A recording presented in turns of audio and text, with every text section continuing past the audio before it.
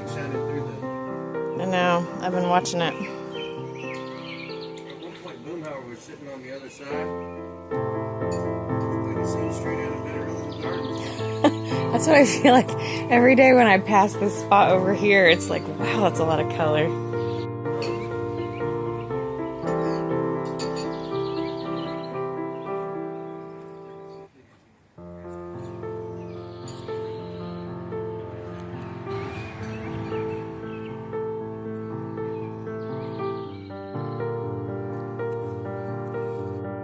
I was just digging here in the orchard and I found this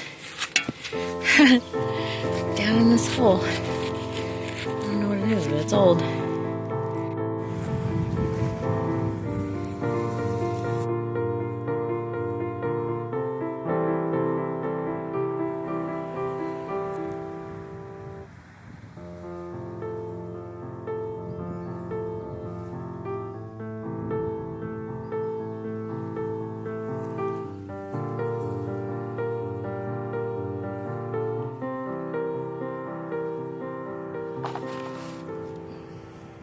My camera down for a minute and then I didn't find it again until after I had painted this piece of the railing. I didn't bother with the rest because it's not as pressing a need as this one. But my climbing rose, this one is Lady of Shalott. Look at this, how sad. I just found on a different rose bush a little caterpillar, so maybe that's what's eating it. I don't know what's eating it. I haven't sprayed it with anything. I might find out what it is and then spray it with something organic or just leave it because it's been growing and healthy no matter what, but it just looks terrible. Anyway, it's starting to bloom, as you can see. Gorgeous blooms, and especially down here it's blooming. And so I had it tied up earlier this year, but then we decided to rebuild the porch railings and look at that. Oh, that is so beautiful. It's a David Austin climbing rose called Lady of Shalott. So I had to paint that, or it would just probably drive me crazy. Had to paint that before I could tie that back onto the porch. So once that's tied up, I'll show you. Hey, good morning and welcome to Life on Lilac. We are finishing up our morning coffee so that we can get to work on a project. We're kicking it into high gear because we have a building project coming up and groundbreaking is going to happen any day.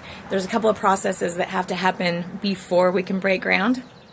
And as soon as those things go through, the team's showing up to get this thing done. So today we're going to be taking down our smokehouse. Now it's a little bit sad. This thing has been around for a really long time, possibly since the 1800s.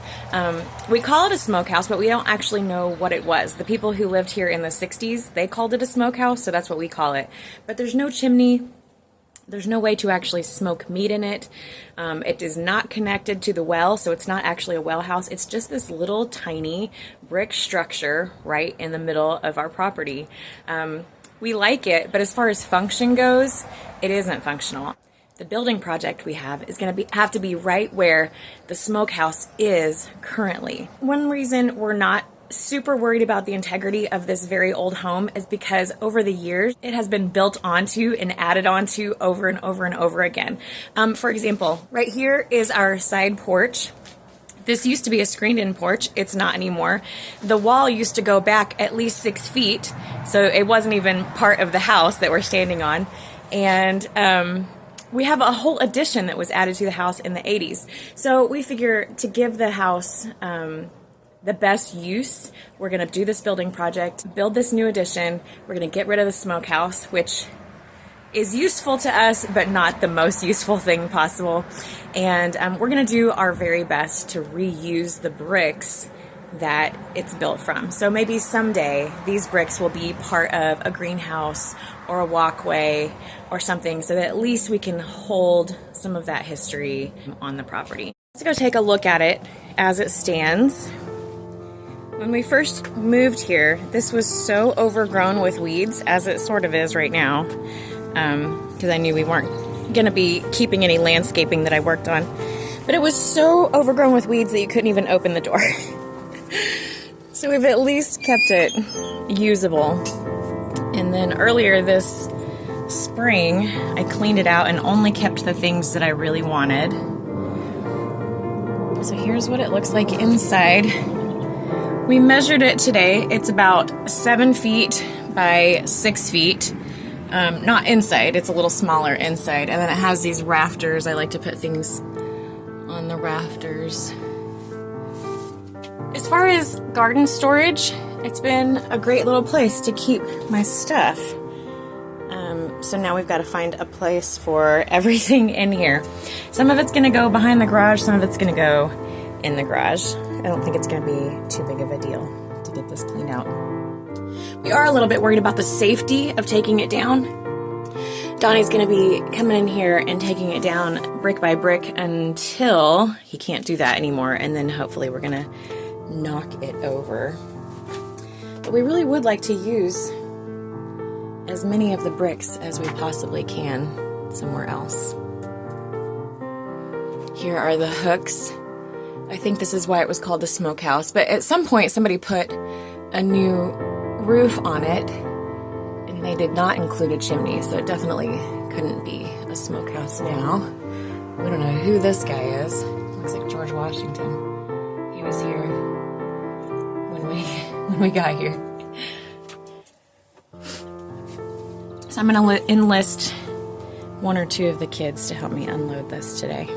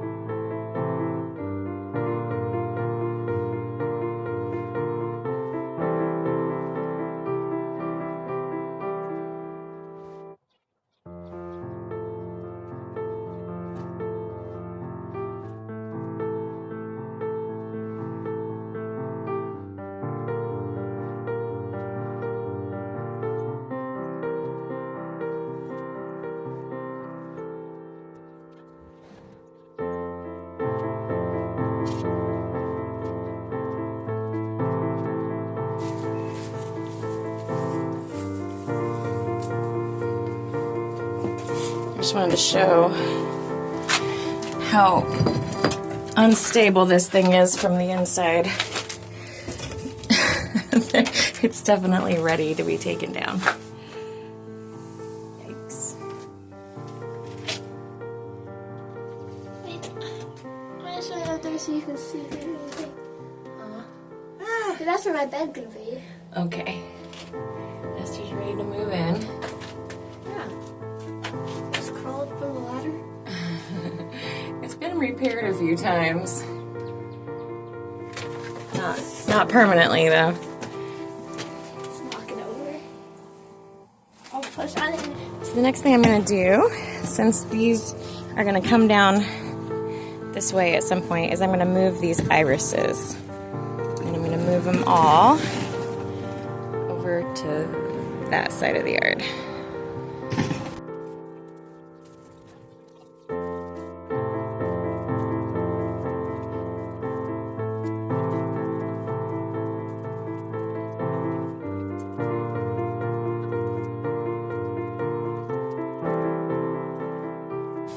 Those have definitely multiplied since I put them there 2 years ago. I still need to move that. That's a cone boxwood that I moved here from Dallas. I'll put that in a more prominent place when I find one. And then most of these are going to get moved to that back fence over there. Those are raspberries. Let's go see what Donnie's doing. Did you try to take some out already? I already took a few out. Were they loose or did you just knock them out? I'm going to use a cold chisel. Like this.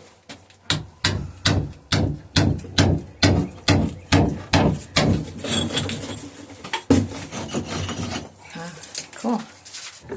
Instead of that box, take that back and bring me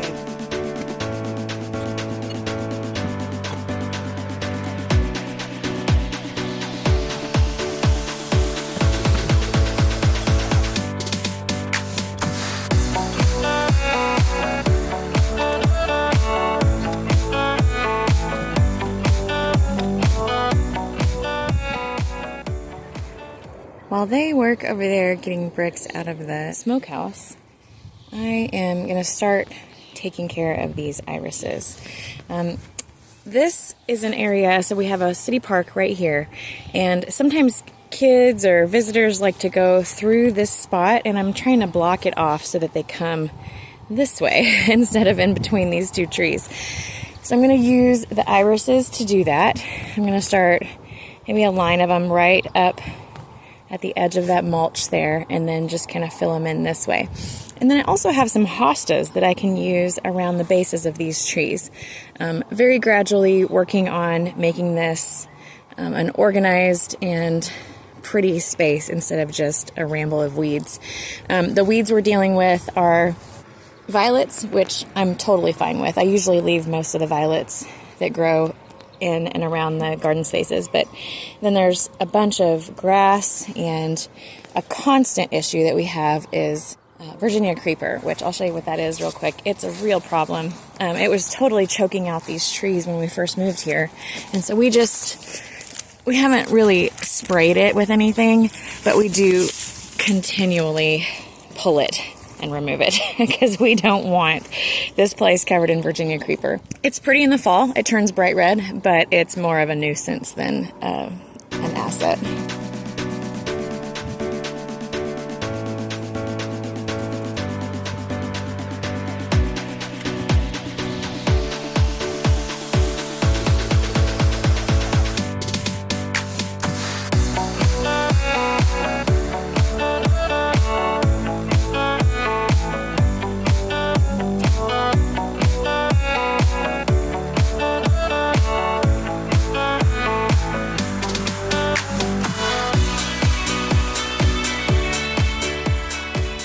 Here's what I'm doing.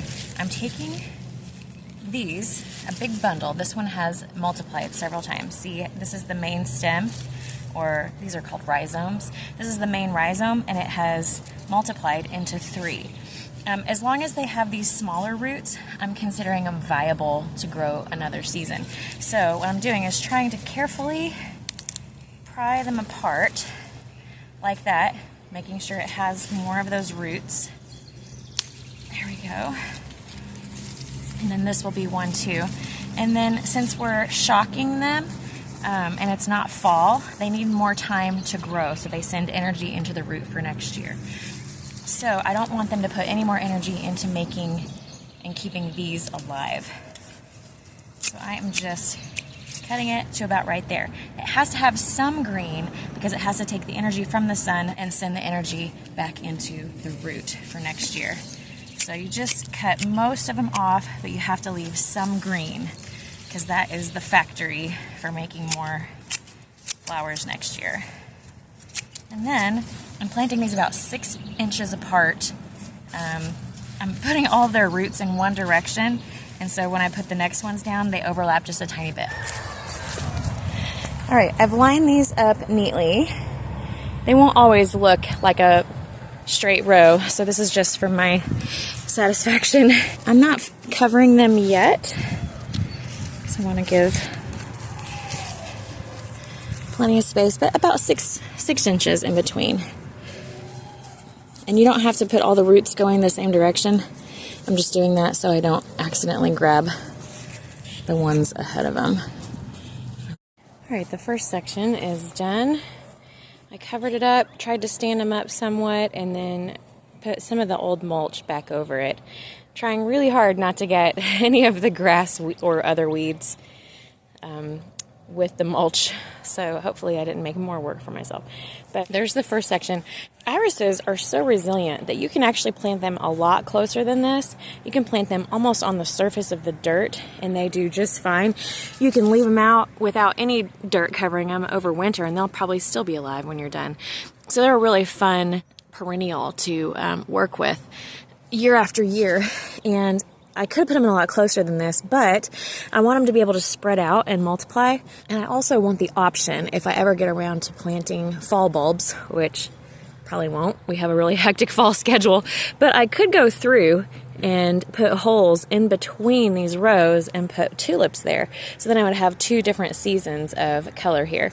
So that's a thought. That's one of the reasons I planted them so so far apart. I also just want them to be able to cover a lot of space. About your site, G. Kelvin, is there anything else I can help you with? Not unless you want to come and take these bricks out for me. I appreciate the offer, but I'm not able to assist with physical tasks. I can help with other things, though. They look really good. Yeah, I mean, if you want to... The thing is like, this is like 60 bricks. Right. And we're not even close. Like, Right. it's really labor intensive. This is they said if the bricks are found in a smokehouse, that generally bricks in the smokehouse were handmade and probably made before the house even. They said a lot of times they would secure food sources right off the bat.